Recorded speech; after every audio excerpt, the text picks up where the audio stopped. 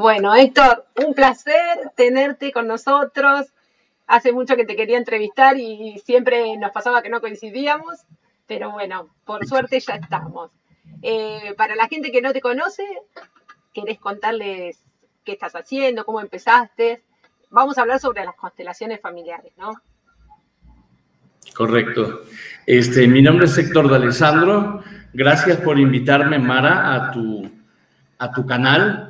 Y bueno, en cuanto a lo que me comentas, a lo que me preguntas, cómo empecé en constelaciones familiares, etcétera, lo que debo decir es que yo hice un largo recorrido. Desde muy chiquito, yo nací y viví en Uruguay hasta los 29 años de edad, luego me fui a vivir a Barcelona, España, y allí viví 22 años, y ahora ya llevo 10 años en Jalapa, México. Este es el gran resumen geográfico de traslados significativos míos, los importantes, ¿no? Donde he vivido. Entonces, sí podríamos decir que yo empiezo las constelaciones en España, en Barcelona, pero es decir poco que comienzo las constelaciones. Es decir, las constelaciones son como el final de un largo recorrido en busca de la autocuración, en busca de mi sanación interior, porque la verdad es que mi vida era bastante sufrida, era bastante... Mi mente trabajaba de una manera que me hacía sufrir, ¿no? Y entonces yo me alejé de Uruguay en el entendido o en el supuesto de que alejándome geográficamente de un lugar que me provocaba mucho dolor por circunstancias personales, para que quede cerrada la duda sobre qué le pasó. Bueno, en un periodo de 5 años en Uruguay murió toda mi familia conocida, cercana, directa, papá, mamá y mi hijo hermano, y se suicidó mi mejor amigo. Entonces yo ante todo esto pues decidí cambiar. Y al cambiar de aires, sí que durante un tiempo dije, bueno, me siento mejor, estoy en un lugar donde puedo renovar las esperanzas, porque la realidad es que estaba deprimido. Y entonces ahí vine a descubrir algo bien importante, y es que la locura es portátil, es decir, el drama lo llevas donde vayas y se vuelve a reproducir todo, todo lo que crees haber dejado atrás. El único viaje que realmente te sana es el viaje interior, y entonces en esa búsqueda en España empecé desde 1900, no me quiero equivocar, 94, en que conocí a una psicóloga y psicoterapeuta ya fallecida, Ana Diana Ondiviela. Ella me introdujo en el mundo de la psicoterapia y en el mundo de crear y realizar talleres de sanación para las personas. Sí, fue en el 94, en el 8 de marzo, hicimos nuestro primer taller de sanación del niño interior. La verdad es que yo sabía muy poco, estaba muy asustado, tenía 31 años, no sabía bien lo que estaba haciendo y me asusté bastante, y le dije a ella que yo me iba a preparar unos años más antes de dar talleres para otros, porque había momentos en que yo decía, ¿y ahora qué hago, no? Y ella, como era una profesional y era muy aventada, se dice en México, muy lanzada, hecha para adelante, como se dice en España, pues ella hacía frente a las cosas que pasaban. Lo que me asustaba era cuando alguien entraba en crisis, se ponía a llorar y cosas así, y yo no sabía qué es lo que había que hacer. Y, bueno, entonces ahí está bueno que lo expliques, porque muchas veces nos pasa a todos eso, ¿viste? Todos cuando empezamos a enseñar o a aprender mismo, nos asustamos con esas cosas. Hay gente que está muy en crisis, o gritan, o ese tipo de cosas, y lo que está... Y lo gracioso, Mara, y coincidirás conmigo, es que en realidad lo que está pasando es que eso que está en crisis ahora y que yo no puedo colaborar para solucionarlo, es algo que está en crisis en mí y yo aún no he aprendido a solucionarlo en mí. Claro. Después hay un momento en que se puede, digamos, ¿no? Y entonces, mi amiga fallece y yo ahí digo, bueno, ya empieza a pasar de nuevo lo que estaba pasando allá, ya son demasiadas llamadas. Yo en esa época concurría con ella a una universidad que había en Barcelona que se llamaba la ULIPCA, la Universidad de los Pueblos Libres de Europa, y ahí conocí gente extraordinaria. Ahí fue Stanislav Grof a dar cursos, ahí conocí toda la literatura de Ken Wilber, y había algunos maestros extraordinarios. Había un profesor de apellido Blanco que había sido exorcista del Vaticano y que daba unos cursos extraordinarios de crecimiento personal y en general de psicología transpersonal. Entonces, entre el año 94 y el 97 yo me empapé de esto y descubrí un mundo nuevo. Y esto me abocó, me llevó directamente a buscar en qué me iba a formar yo, porque ya siendo yo de origen escritor y sociólogo, había decidido que iba a ser psicoterapeuta. Al final, todos los que opinaban que yo tenía que serlo y yo me rebelaba de ello, tenían razón. Y la primera formación que yo tomé en su totalidad y que acabé formándome como tal fue de Ripperger, de Renacedor, con un maestro muy polémico en España. Y todos los que vean este video, por ejemplo, Ángela Becerra de Cataluña, que es renacedora, es muy famosa ella, y muchos renacedores y renacedoras, cuando uno dice, yo fui alumno de Adolfo Domínguez Martínez, inmediatamente los renacedores de España dicen, ¿y terminaste? Porque si terminabas con él, quería decir que superabas todas las pruebas que el ego te podía poner y más. Y es un orgullo para mí haber podido concluir esta formación.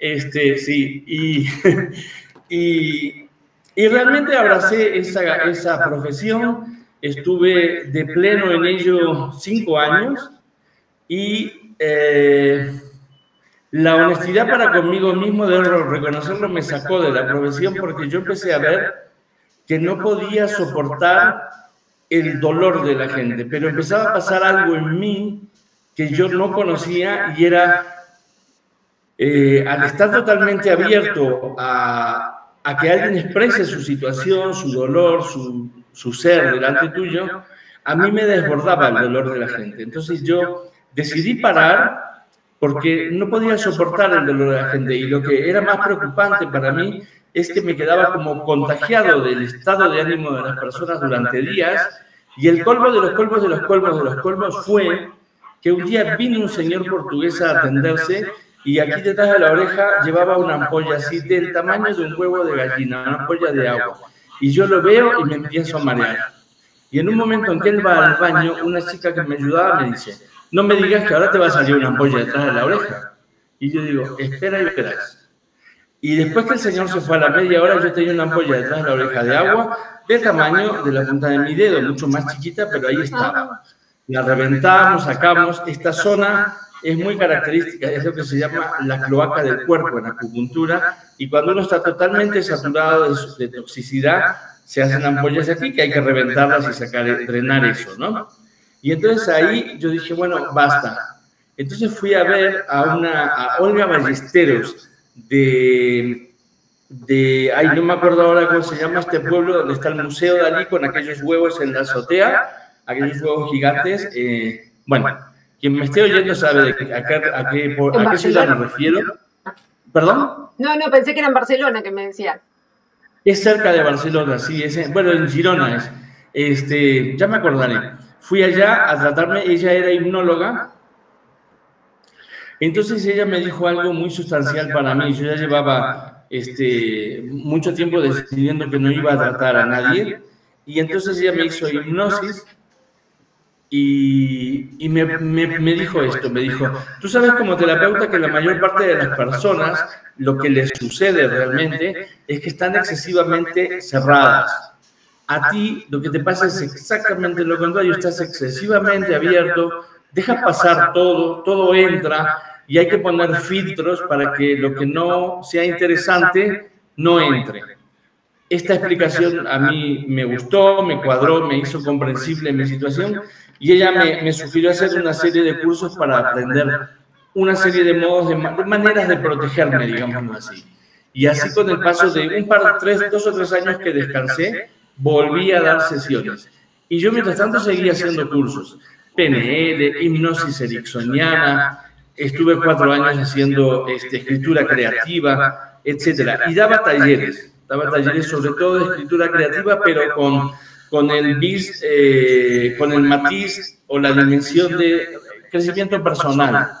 No simplemente lucir la propia imaginación, sino yo me había dado cuenta por un propio bloqueo que yo había tenido años antes, que este famoso bloqueo del escritor no es ningún bloqueo intelectual, sino que es algo que está estancado o en el nivel emocional o en el nivel de las creencias.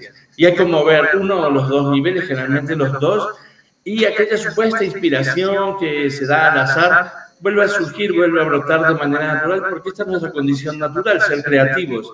No es normal que estemos estancados. Y entonces pasaron 2 o 3 años en que yo me fui preparando mucho, fui uniendo cosas unas con otras que yo tenía ahí, formaciones que estaban como separadas, pero las junté, el coaching de programación neurolingüística con el trabajo en la escritura creativa y volví a dar terapias. Entonces, cuando llevaba mucho tiempo haciendo hipnosis, coaching y PNL, yo descubro las constelaciones y desde el primer día yo dije, ahí hay algo para mí, ¿no? Y fui a... la primera vez que hice una constelación fue a unas sesiones que daba Joan Garriga en Barcelona, en el Instituto Gestal, y él proponía así, creo que eran los martes, él hacía 3 horas, cobraba 50 euros, y él escogía por intuición a 2 personas para constelarlas. Iban más de 100 ahí, por supuesto. Y entonces yo fui y con el pensamiento... A mí me va a escoger a la primera, y efectivamente así fue. Fui, pagué, entré y me dije, ¿tú quieres constelar? Ven acá.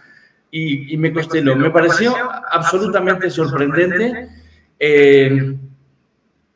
Trabajé el tema del éxito y hacía ya muchos años, yo desde los 18 años sabía que iba a vivir en España, pero sabía que en algún momento iba a venir a México, porque a los 18 años yo había leído un libro, una novela que se titula Bajo el volcán, de Malcolm Lowry, un escritor inglés-canadiense, de esas 2 nacionalidades, y leí esa novela y yo dije, yo voy a vivir en México.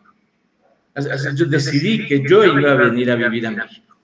Y entonces, lo sorprendente que esto lo produce en las constelaciones fomentan que empiecen a aparecer lo que Carl Gustav Jung llamaba sincronicidades, coincidencias significativas. Y entonces en la constelación esa inicial sobre el éxito, cuando ya se sanea todo el asunto de que venía de mi abuelo, y resulta que mi abuelo era originario de Santa Coloma de Farnés, ahí Mola Prop de Barcelona, y entonces cuando dicen eso, el señor que representaba a mi abuelo, escogido al azar entre esas 100 personas, se pone a llorar y dice, ¡ay, yo soy de Santa Coloma de Farnés! Y lloraba él. Y entonces la coincidencia más extremada fue que cuando va terminando la constelación, me invita Joan a pasar ahí a ocupar mi lugar, invita a una chica del público a hacer yo no lo sabía en ese momento, el éxito, y me dice, ¿qué tal? ¿Cómo ves esa chica? Si la miras, ¿qué sientes? Quiero acercarme y abrazarla. Y le pregunta a ella, ¡ay, yo quiero acogerlo aquí y abrazarlo! Y entonces terminamos la constelación. Y cuando me voy a sentar, vuelvo para atrás y le digo a la chica, ¿tú de dónde eres? Y me dice, de Colima, México. Y ahí, bueno, se me caían las lágrimas. Yo sabía que tenía que venir a México. Y como sabía eso, sabía varias cosas más o intuía, y en pocos meses empecé a hacer constelaciones. Fui un año con una terapeuta y luego sí me enseñó a constelar María Martínez Calderón. Ella vino a trabajar a la academia que yo tenía en Barcelona, en la calle Pelayo 12, que después nos trasladamos a Gran Vía, cerca de Plaza España, y ahí cursé con ella. Ese fue el despertar, porque yo cuando fui a la primera constelación, no con Garriga, sino después en los talleres con otro terapeuta, yo los veía hacer la constelación y yo pensaba, hacen PNL combinada con hipnosis ericksoniana y le llaman constelaciones familiares. ¿Por qué? Por esas frases que usan. Pero esas frases, ¿de dónde las sacan? Esa era mi duda. Es que cuando sabés muchas terapias diferentes te pasa, ¿viste? Como que terminás mezclando todo lo que sabés, porque al final es como que todo te sirve. Sí, sí. ¿Y son peligrosas, Héctor, las constelaciones familiares? Porque viste que yo tengo en mis páginas, la gente pregunta, ¿son peligrosas las constelaciones familiares? No, sé de dónde viene eso. No son para nada peligrosas, no. A ver, en nuestra educación nos han metido miedo a muchas cosas y por algún motivo a las constelaciones familiares también alguna gente opta por tenerles miedo, pero no son peligrosas en absoluto. Pueden resultar peligrosas, yo qué sé, si la persona que está constelando se hace un poco la mística y la persona que viene pues no está preparada y tiene creencias negativas acerca de lo que pueda llegar a ver ahí, y el terapeuta no se hace, el facilitador no se asegura de que esas creencias negativas se trabajen antes de hacer la constelación, pero no hay ningún motivo para tener miedo de nada. Y contanos para qué nos sirven las constelaciones. ¿Qué son? ¿Qué son y para qué nos sirven las constelaciones? Ok, mira, lo primero que voy a explicar es esto. Todo el mundo conoce que es como una terapia, pero estrictamente hablando no es una terapia, porque las terapias tienen que tener una filosofía de la enfermedad, una definición de la enfermedad y una terapéutica de las enfermedades. Es decir, una idea sobre cuál es el origen. Por ejemplo, la medicina, filosofía de la enfermedad, microbios, bacterias y virus. Ese es el origen. Una definición de las enfermedades: sarampión, varicela, bronquitis, pulmonía, cáncer de tal cosa o de tal otra. Esas son las definiciones. Y luego está la terapéutica. Las constelaciones no tienen nada de eso. Y yo a veces le digo a la gente, porque viene alguien y dice, ay, tengo una amiga que usted curó al hijo de ella que tenía esquizofrenia. Y digo, yo no curé a nadie. O sea, yo trabajé con la constelación con esa persona que presentaba ese cuadro, pero quien le puso el diagnóstico es un psiquiatra, porque yo ni estoy autorizado como psicólogo sí podría, pero no es el caso tampoco. Pero esa definición corresponde a otro campo del saber. Y le digo a la gente, tú ve a un psiquiatra y dile, oiga, fui a un constelador y me dijo que tengo excluido a mi padre. A ver qué le dice el psiquiatra. Te va a decir que no le corresponde a él. Porque nosotros trabajamos con lo que podríamos definir, y Hellinger se debe revolver en su tumba si me oye decir esto, con lo que podríamos definir como disfuncionalidades sistémicas. Es decir, lo que se llaman desórdenes, desequilibrios y exclusiones. ¿Y qué es esto? En la teoría de las constelaciones familiares nosotros afirmamos, en base a la práctica, es una teoría, es una actividad que procede directamente de la práctica continuada, ¿no? O mejor dicho, es una disciplina del saber que nació de la práctica. Entonces, ¿qué es un orden y qué es un desorden? Un orden es, en una familia, dice la ley sistémica, cada persona ocupa su lugar y nada más que su lugar. ¿Y qué quiere decir esto? Que tu papá biológico, Mara, solo es uno y solo es tu padre biológico. No puede ser tu hermano, no puede ser tu primo, es tu papá. Y como tal, tiene ciertos, digamos así, deberes, derechos, comportamientos idóneos al rol, etc. Y tú como hija solo eres hija de él. Es decir, que no puede ser ni su madre, ni su abuela, ni nada de esto. Entonces, ¿cuándo se da el desorden? Y voy a poner un ejemplo, ¿no? Imaginemos que en una familia el padre abandona el hogar, se desaparece, se va por ahí. Y entonces una hija, vamos a suponer que tengo varios hermanos, una hija asume el papel del padre. ¿Cómo sabemos que ha asumido el papel del padre? Bueno, lo primero que pasa es que la mamá nunca más tiene novio. Y claro, tú le preguntas a mamá, oiga, usted es joven, es guapa, ¿por qué no consiguió una pareja? Y te va a decir algo que la conciencia la autoriza a decir. Ay, yo es que me sacrifiqué por mis hijos. Y eso no es verdad. Porque mucha gente se sacrifica, entre comillas, por los hijos y sin embargo tiene pareja.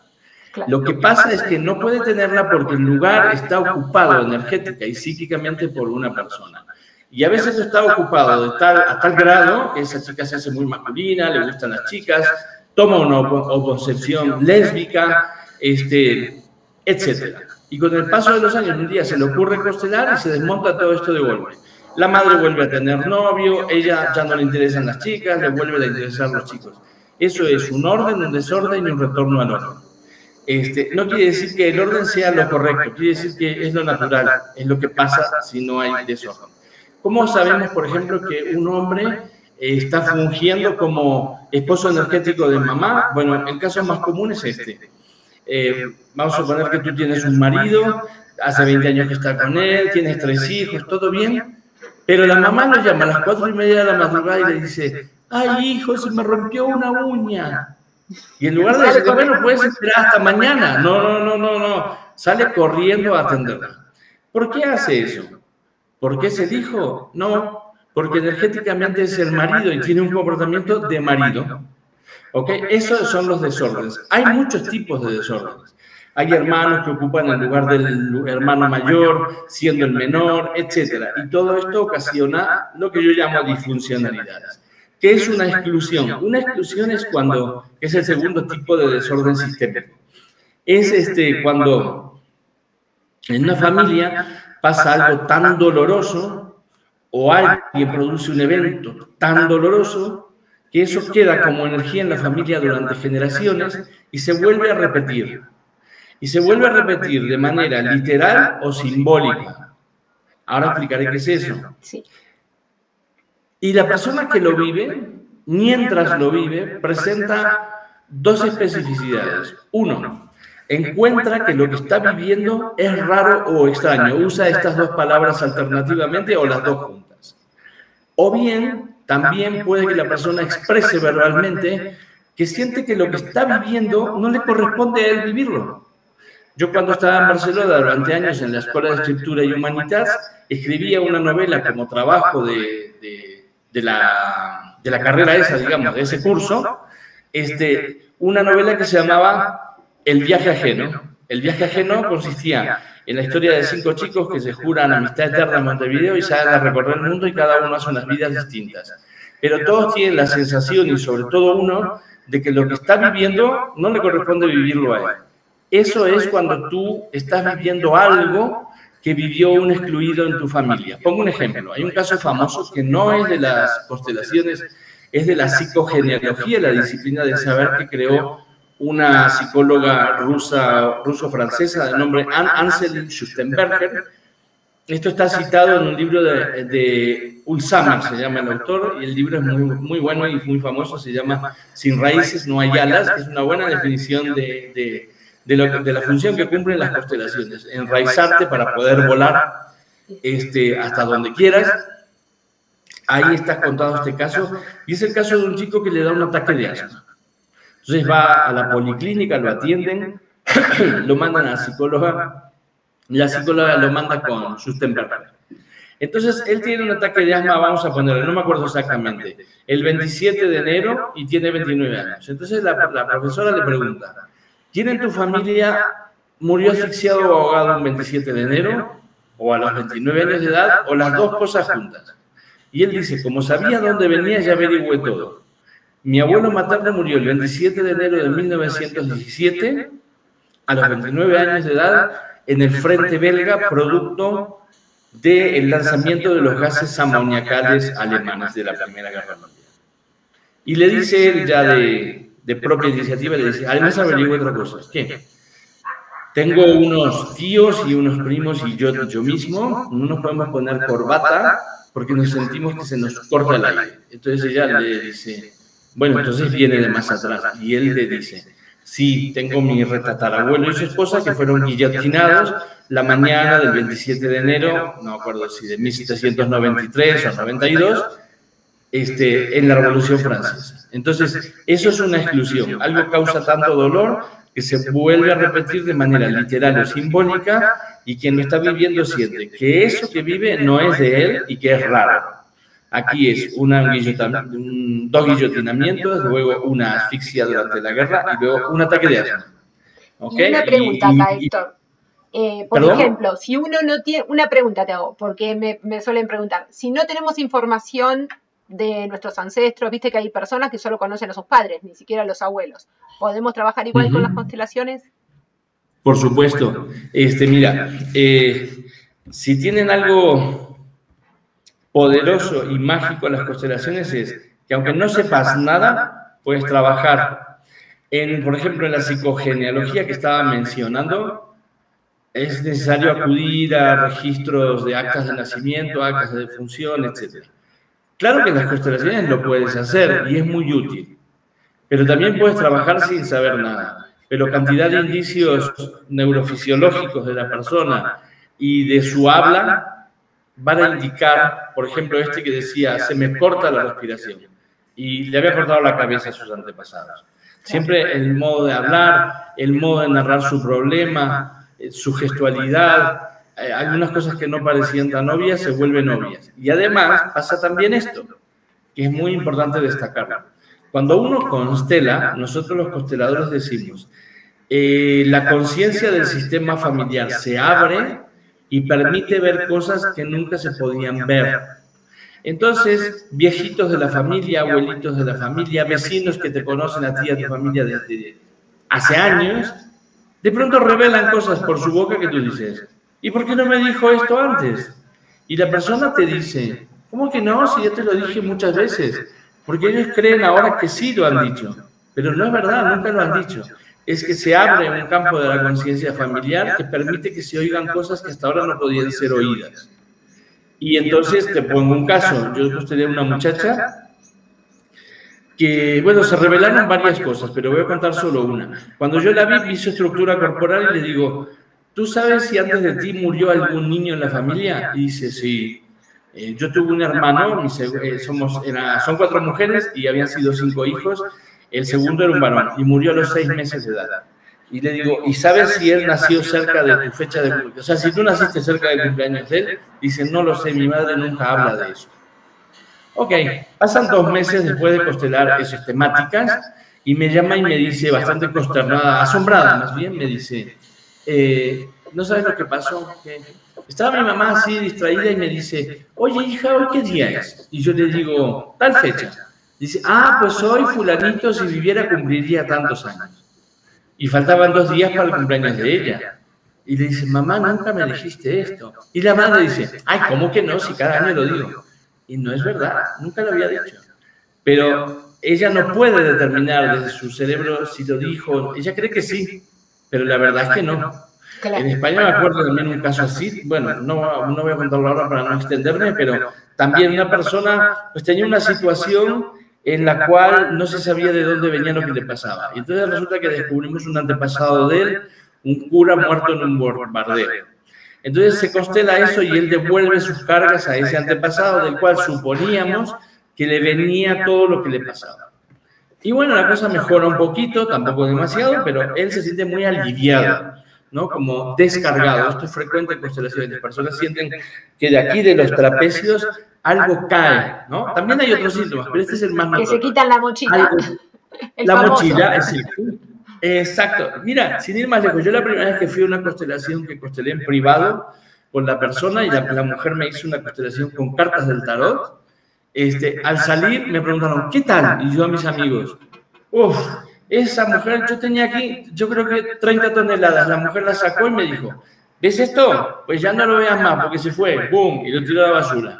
Y yo sentí ligereza, ¿ok?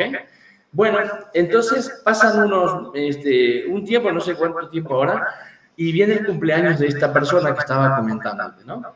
Entonces me llama el papá y le dice, ay, tú sabes que siempre te decimos que te pusimos tal nombre por tu tío que murió en el bombardeo aéreo en Girona durante el bombardeo de los nazis y no sé cuántos. Sí, papá. Y a todo esto el papá ya tenía 80 y pico de años, ¿eh? Y mi amigo tenía 60 casi. Y le dice, bueno, pues hoy te quiero decir otra cosa que nunca te dije. Ahí sí el Señor sabía que nunca se lo había dicho. Es que un año exacto antes de que tú nacieras, nació otro bebé. Y le pusimos el mismo nombre que a tu tío y que a ti. Y a los 6 meses murió. Bueno, yo creo que si él no constela, nunca le dice eso al padre. El padre además dijo, no sé por qué te lo digo porque nunca te lo dije, pero siento la necesidad de decírtelo. Esto lo hacen las constelaciones. Hace que, digamos, que se abra el campo a través del cual tú puedes conocer.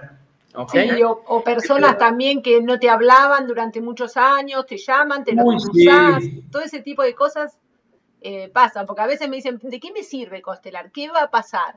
Le digo, puede pasar de todo cuando constelás. Realmente puede pasar de todo.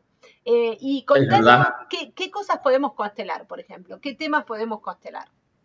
Vale, ahora mismo lo digo. Voy a terminar primero, te hablé de el desorden y la exclusión. Y falta uno pequeñito, que es el desequilibrio. Eso es cuando alguien da más de lo que debe dar o lo que no puede dar. Y alguien toma. Por ejemplo, voy a poner el ejemplo más manido, el más común. Bien. Padres que, porque son sus hijos, los siguen manteniendo y los hijos ya tienen 35 años y están en casa. En realidad eso es un desequilibrio sistémico. El padre está debilitando al hijo, el hijo está perdiendo su fuerza propia y hay que reequilibrar para que el hijo pues, sea útil para sí mismo en la vida.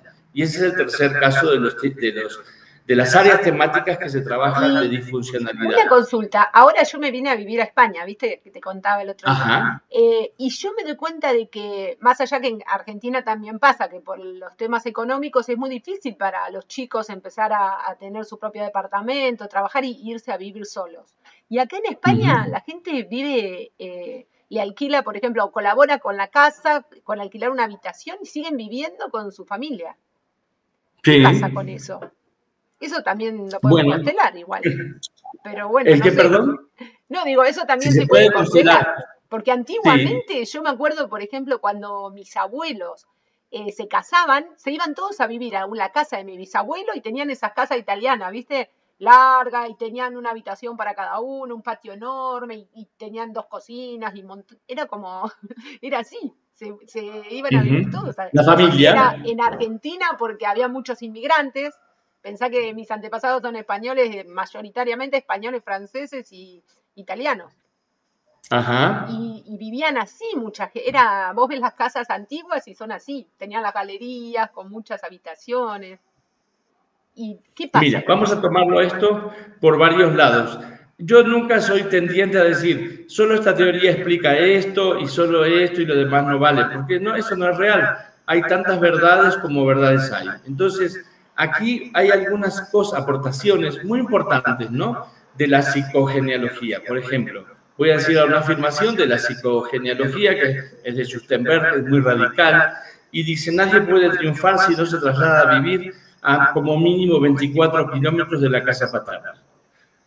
Bueno, según eso yo tendría que tener un éxito arrasador, y en cierto modo lo tengo, ¿no? Estoy a 9.000 kilómetros de distancia de la casa paterna. Pero claro, papá me dijo, tú llegarás lejos. Y le hiciste caso. Ahora bien, volviendo a las constelaciones. ¿Qué pasa con el ir a vivir a las casas de los padres, no? Bueno, voy a contar algunos casos que yo he visto y trabajado.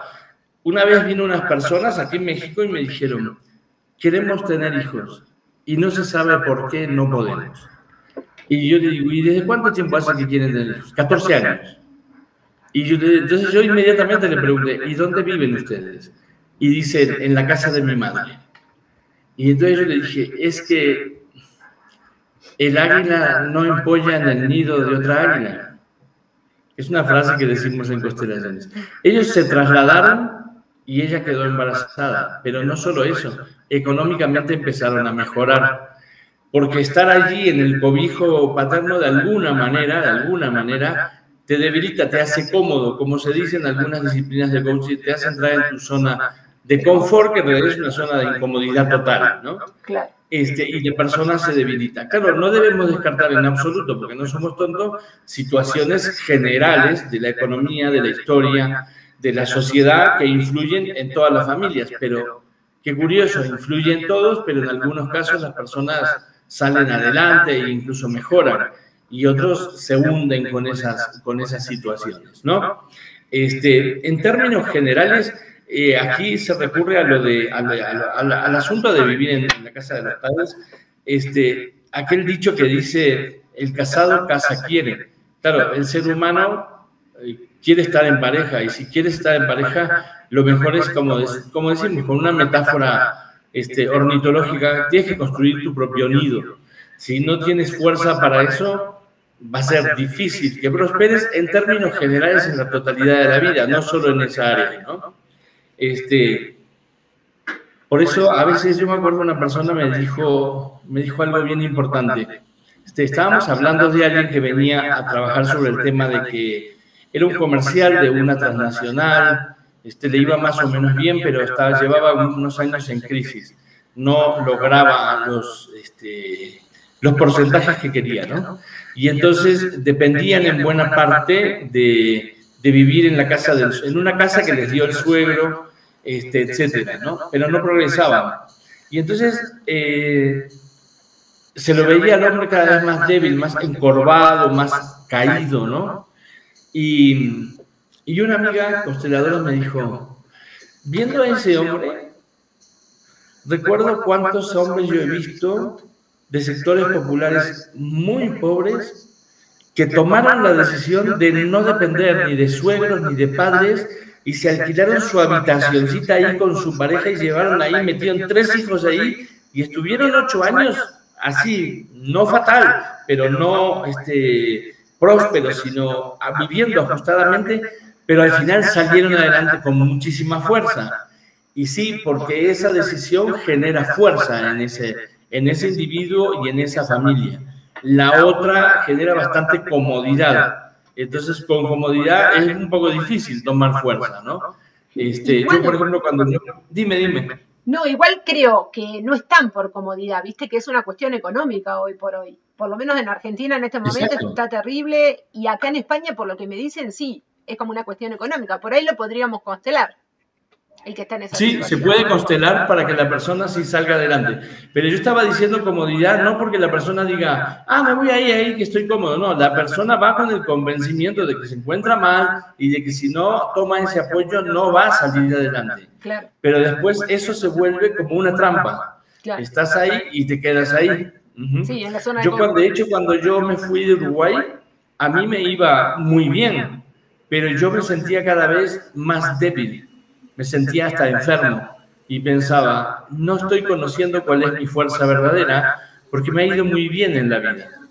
Imagínate, a los 26 años empecé a figurar en las enciclopedias estadounidenses como sociólogo que estudió ambientes de homosexuales, transexuales, religión alternativa afroamericana, y me invitaban a las radios, a las teles, y yo me sentía muy empoderado, pero yo no sentía fuerza personal.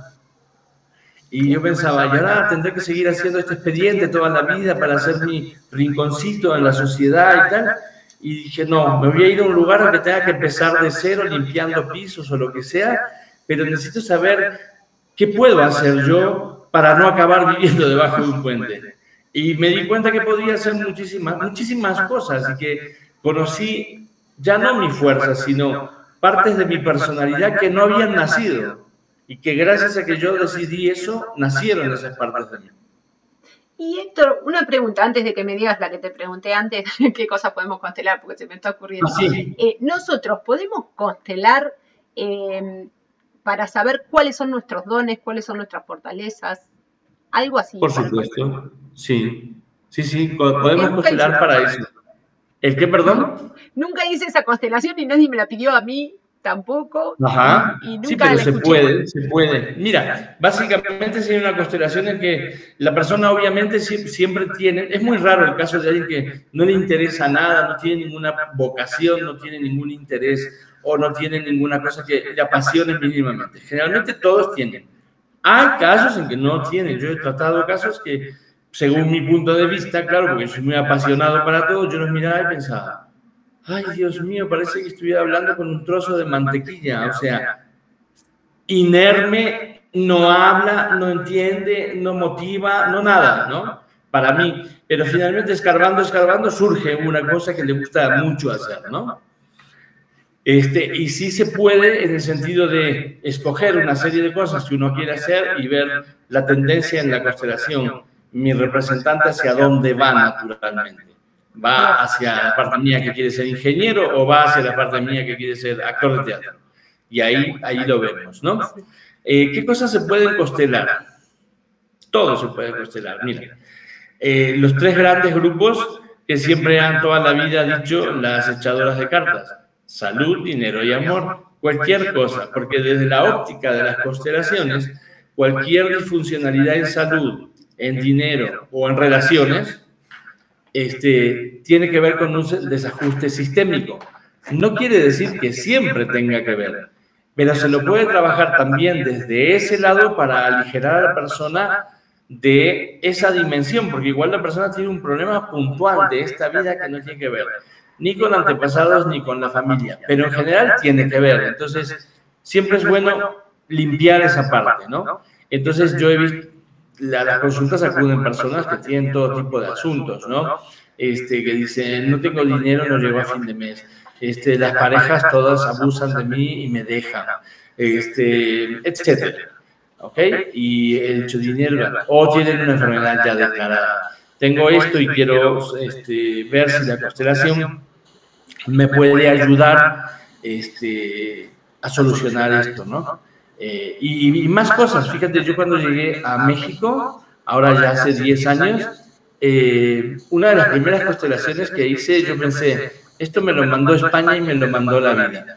Fue una señora de Valencia que aquí cumplió un rol social muy importante. Ella fue jefa de informativos de la radio televisión veracruzana durante décadas y falleció de cáncer de garganta por fumar. Y cuando me vino a ver a mí, no tenía la garganta, el cuello estaba abierto y llevaba un velo así para que no se viera. Y yo así, me faltaba el aire y yo miraba para otros lados porque me daba mucha impresión, solo imaginar que pudiera verla, ¿no? Y finalmente vi. Pero ella con mucha entereza y valentía me dijo, yo no tengo ninguna esperanza y sé que voy a morir y vengo a constelar para mirar a la muerte y poder irme en paz. Y lo logró. A los 5 días después de la constelación, ella falleció con mucha entereza, ¿no? Yo me impacté muchísimo de ver eso y mientras estaba constelando pensaba en España y le decía, gracias por este último regalo, ¿no? Ya que me fui y que no estoy allá, puedo colaborarte así con alguien que vino de allá. O sea que lo pongo como ejemplo de que se puede constelar cualquier cosa, incluso esa temática. Después yo iba a constelar a una persona que tenía SIDA, que vino la noche que murió, o sea, vino a constelar a las 8 de la noche, después se fue a su casa y a la 1:30 de la madrugada falleció, pero él quería constelar antes de fallecer. Y yo suelo decir, porque las constelaciones sí tienen una peculiaridad bien importante, funcionan porque conectan a la persona con su ser esencial y desde ahí toda sanación es posible. Desde el ego, que está aquí, que quiere cosas, quiere esto y quiere el otro y quiere lo de allá, desde ahí no hay ninguna sanación. Y entonces muchas veces yo prefiero atender a personas que ante su problema ya han tirado la toalla, porque ellos ya están al borde de encontrarse con su ser esencial. Y Héctor, por ejemplo, estaba pensando mientras hablabas, ¿no es cierto? Nosotros cuando vamos a constelar, vamos con un síntoma, con algo que nosotros queremos constelar, trabajamos en la sesión, que calculamos, bueno, cada uno tarda lo que tarda, ¿viste? Pero más o menos en 1 hora podemos constelar. ¿Qué pasa después que terminamos de constelar? Ok. Vale. Después de hacer una constelación pasan varias cosas en varias áreas de la vida. Y también hay que ver qué es lo que la persona desde su ego, la personalidad de su ego espera y qué es lo que el camino de su alma escoge, que a veces no coincide. Pero hay gente muy comprensiva que puede entender eso también. Después de una constelación, generalmente las personas tienen algunos síntomas durante un par de días. ¿Los síntomas cuáles pueden ser?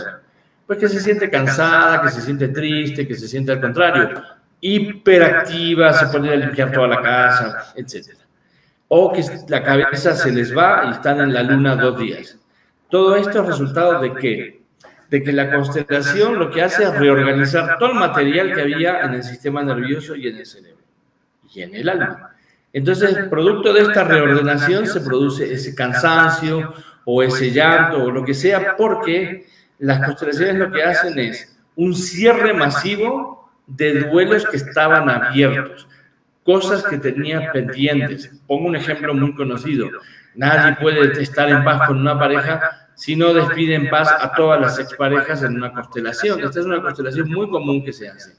Viene alguien y dice, no me funciona con mi pareja o no encuentro pareja. Bueno, vamos a ver a tus antiguas parejas, a darle su lugar y a despedirte de ellas con amor, ¿ok? Y entonces se hace eso. Y claro, eso es un cierre masivo de expedientes que estaban todos abiertos.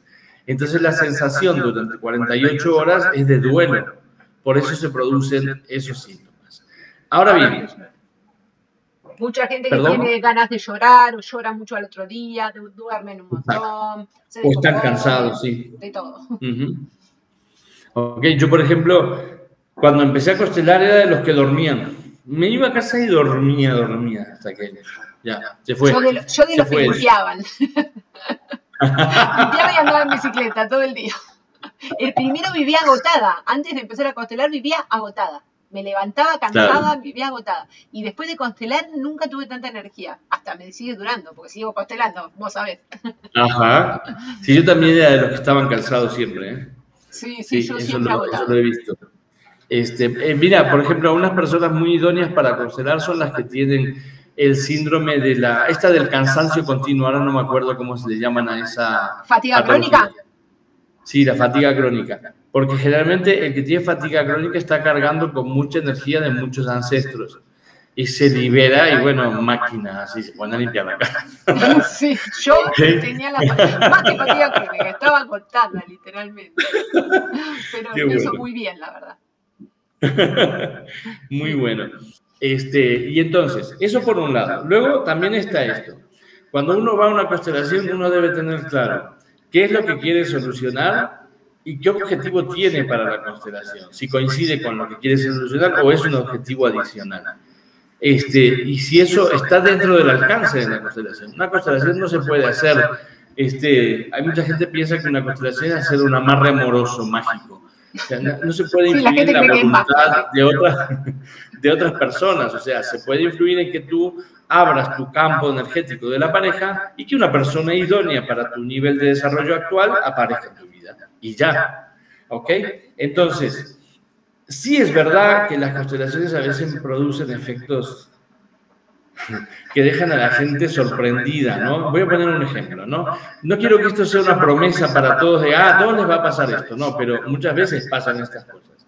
Yo recuerdo siempre una alumna que venía aquí en México, una señora ya mayor que hacía 16 años que no se hablaba con su papá, pero el chiste era que su papá vivía en la esquina a una cuadra y media, ¿no? A una cuadra y media estaba el papá. Y dice, no me habla, no me quiere ver, y si ve que voy por la calle, cruza y mira para el otro lado y no sé cuántos. Entonces digo, bueno, tenemos que constelar eso porque no puede ser, al menos de tu lado, desde la conciencia, limpia ese lazo. O sea, si él ya no quiere hablar, pues ya es cosa de él, pero tú libérate de esto. Hacemos la constelación, seguimos dando clase, y como una hora más tarde, a ella le suena el celular y dice, voy a atender. Sale a atender y vuelve sorprendida con el celular en la mano y dice, era mi papá. Quiere hablar conmigo. Sí, pasa. Bueno, a mí me pasó que constelé a una chica que estaba en la calle, literalmente, porque no tenía casa. Y a los dos o 3 días yo siempre digo, bueno, llamame a ver cómo estás, así charlamos y vemos cómo vas. Y me llamó que había heredado una finca acá. Justamente, yo me había mudado de España porque mis bisabuelos eran de Galicia. Y yo quería ir a Galicia, a Orense y a Lugo. Y me llama que heredó una finca y adivina dónde era. Era en Orense. Madre mía. Y justamente porque trabajamos con su papá, que ella no lo había conocido, se le heredó su papá. La llamó un pariente de su papá, ella tomó al padre, viste, hizo todo lo que hacemos cuando la primera vez que constelamos, y heredó una finca de parte de su papá. Fue terrible. Me dice, voy a decirle a todos. Le digo, no le digas porque a la gente no le pasa todo lo mismo. Cada uno trabaja en su casa para pensar que yo regalo casas. Yo siempre le digo a la gente, no somos evangelizadores. La única publicidad que puedes hacer, para mi gusto, es esta. Que vean qué bien luces. O sea, se te ve alegre, se te ve en paz, resolviendo tus asuntos como cualquier ser humano normal. Si con eso es suficiente. Entonces, si te preguntan, pues sí, les dices, pues hago constelaciones. Y le quieres explicar un poco, le explicas, pero no hagas catecismo, no hagas evangelización, porque es lo peor. Porque entonces sí vienen algunas personas, cada una por distintos motivos y cada uno sabe por qué, pero vienen diciendo que vienen obligados. Es que vengo por ella. El famoso te mando a mi marido. Viene la esposa a constelar, te voy a mandar a mi marido. No me mandes Exacto. A nadie. No mandes al marido. No lo mandes, déjalo que cuando te vea feliz va a venir solo. Exacto, exacto. La gente tiene que sentir que nace de ellos, ir a hacer eso. Si no nace, pues... hacer su propio movimiento inicial sería. Exacto. Fíjate, yo les enseño siempre a los alumnos una teoría que viene de la PNL y es, hay 4 tipos de clientes, ¿no? Más que pacientes se llaman en PNL. Está el que quiere y puede. Ese es el cliente ideal. Sí. Quiere hacer esa técnica y puede, no tiene ningún impedimento, tú le dices, es tanto dinero, es tal horario, tantas veces. Sí, lo que sea, yo estoy dispuesto. Ese es un buen cliente. Luego está el que quiere, pero no puede. Entonces ahí hay que trabajar sobre los no puedo, porque el 99% de los no puedo son creencias. Es muy raro que haya un impedimento real. Y real me refiero a no puedo porque usted está en el 5.º piso y yo voy en silla de ruedas, ¿y cómo hago para subir hasta allá? Entonces, habrá que hacer un cambio para que esa persona pueda venir. Y ahí hay un no puedo real. Pero en general los no puedo no son reales, hay que cuestionarlos. Luego hay un tipo de clientes que pueden pero no quieren, no obstante vienen. Entonces son este tipo de clientes o pacientes que vienen y ya de entrada te empiezan diciendo que fueron a 1000 personas, que fueron a los mejores y que estos mejores no pudieron con su caso, porque su caso es tan exclusivo que nadie puede con él. Entonces, esa persona viene a retarte a ver si tú también fallas. Entonces, hay que ser muy hábil y tener mucha experiencia para manejar esa energía de reto, ¿no? Y siempre decimos, si por último hay un 4.º grupo, que no te preocupes de él, porque ni quieren ni pueden, no te vas a enterar ni de que existen, porque no van a aparecer. ¿Okay? Bueno, Héctor, la verdad que me encantó todo lo que nos explicaste. Contanos dónde la gente te puede contactar. Sí, mira, las 2 redes donde yo más estoy presente, bueno, estoy en 3, pero las 2 más presentes estoy en Facebook como Héctor D'Alessandro y también como Escuela Internacional de Coaching de Jalapa con X, que es una ciudad de México, la capital del estado de Veracruz, donde yo resido. No obstante, yo me desplazo por varias ciudades de la República Mexicana. Y bueno, y ahí van a encontrar mi email y van a encontrar mi celular para poder mandarme WhatsApp y entrar en contacto conmigo. Bueno, y ahora contanos esto tan lindo que te pasó en Jalapa a través de esta novela. Así la gente se entera y te conoce también por ese lado, ¿no? No solo como... Gracias. Sí, yo llegué a Jalapa hace 10 años, en 2014, y ya estando aquí descubrí, mientras me hacían una entrevista para la jornada de Veracruz, la periodista me preguntó qué venía a hacer, y yo venía a dar un curso de programación neurolingüística. Pero ella fue más allá y me dijo, me miró así con mirada penetrante y me dice, ¿pero realmente a qué viniste? Y yo me sentí cuestionado en lo más interior y le digo, pues ahora que me lo preguntas ya me doy cuenta que vine. Vine a hacer una performance que llevo 6 años pensando en hacer en Barcelona, pero los lugares a que he acudido para que me apoyen no me han apoyado. Yo creo que lo podré hacer aquí. Y me dice, ¿qué es? Digo, escribir una novela en público, ante cámaras, grabarla y transmitirla por un canal de televisión de internet. Y empecé a hacerlo de inmediato porque ella me dijo, ¿y eso dónde piensas hacerlo? En una librería. Y ella dijo, entonces ya sé dónde lo vas a hacer. Sacó una tarjeta, me la dio y ahí inició la serie de contactos que hicieron que en 7 días yo estaba haciendo la performance y esa performance hizo que toda la sociedad me conociera como escritor, como facilitador de constelaciones, de hipnosis ericksoniana, etc. Y esa misma performance durante 30 días me hizo muy conocido. A los 3 días salí en los periódicos con el presidente municipal, todo el mundo me conocía, etcétera. Fue muy agradable la recepción mía aquí. Y ahora que hacen 10 años que llegué, me homenajea, la ciudad me homenajea a través de el Colbert, el Colegio de Veracruz, que es un instituto de ciencias políticas estatal, público, me homenajean como escritor por los 10 años que hace que resido en esta ciudad. Cuando me lo dijeron, yo dije, están locos, o sea, debe haber muchos escritores jalapeños que se van a sentir mal de que no los homenajeen a ellos. Y me dicen, no se equivoque, tenemos una investigación y no hay casi escritores jalapeños que hayan nacido en la ciudad. Esta es la capital del estado y todos los escritores conocidos vienen de otro lado. Yo me quedé asombrado y le digo, y Galíndez, que es el más conocido aquí, ya falleció hace años, me dice, no, él tampoco era de aquí, sin embargo es representativo de aquí. Y yo pensé, bueno, qué lindo, pero la verdad que tardé 48 horas en que me cayera el 20, como se dice en México, que me diera cuenta de que me estaban haciendo un homenaje público y me quedé así emocionado. Era una cosa que yo no imaginaba que existiera y cuando llegué a España, lo descubrí, me acuerdo, voy a hacer una comparación un poco ridícula. Hace como no sé cuántos años estaba en España y vi que en Linares, en el pueblo de Rafael, le hacían un homenaje en vida a él. Y yo pensaba, estos españoles sí que saben hacer las cosas. En Uruguay no homenajeamos a nadie vivo, en aquella época, ¿no? En los años 90. Y ahora me tocó... Mientras están vivos y lo pueden disfrutar. Exacto, exacto. y reconocer lo que está pasando, ¿no? Como dicen los españoles, que me encanta, estás comiendo, estás disfrutando y siempre hay algún amigo español o amiga que te codea y te dice, qué bien nos estamos pasando, ¿eh? Y yo, wow, sí. Bueno, la verdad que sí, te mereces, Héctor, porque la verdad que constelando un amor, enseñando también, la verdad, y bueno, voy a ver la novela cuando ya salió, sale, ¿cómo es? La novela salió hace 10 años, sigue estando en internet, está en una página que se llama literaturaliquidablogspot.com, pero también se la puede comprar en Amazon y en BookBook. Ah, muy bien, así la Se podemos ir a... titula se titula Los ojos de mi madre, para que la encuentren. Perfecto, así la vamos a ver y te conocemos en esa faceta. Son Muy bien, muchas multifacéticos. gracias. Bueno, Gracias. Héctor, te quiero agradecer un montón, me encantó charlar con vos y bueno, y felicitarte por este premio muy merecido.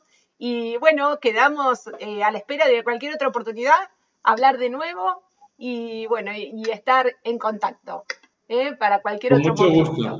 Te mando un beso grande y bueno, un beso grande a todos y me encantó, Héctor. Un beso enorme.